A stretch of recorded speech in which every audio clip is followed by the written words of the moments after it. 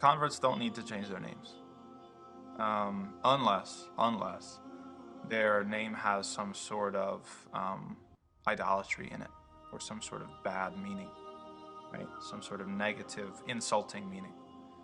And this is the practice of the Prophet Muhammad ﷺ, because the companions were all converts. He didn't change all their names, right? He only changed a few names when those names kind of had meanings that either were insulting to Allah or insulting to themselves. And there's benefit to this when it comes to da'wah.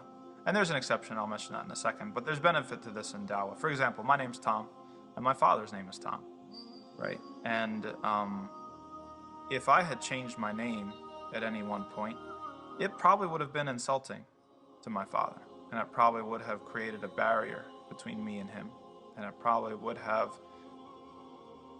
kind of solidified the perception that Islam is something foreign and something that's not compatible with other cultures, that it's just an Arab thing, or it's just an Arab cultural thing, right? Which isn't true. Islam is universal. It's meant for every culture, every language, every time, every place. And so how is it that we're only going to have Arabic names, right? It doesn't really make sense. And it was interesting because I actually ended up doing some research about my name and, kind of checking it out, and yeah, it's fine. So that's, unless your name is, some sort of idol or something like that, or, and it does happen. I mean, there are, like, for example, names of Greek goddesses and gods and things like that are fairly common names. But if that's not the situation, then the default situation is to leave your name. And you certainly don't have to change your name. Now, I've spoken to many individuals that they feel that it's truly empowering to change their name. And some people, they need to turn the page in their lives. This usually happens with people who have had a really, really hard past, got involved in things that they didn't want to get involved in, and they're really looking to make a clean break.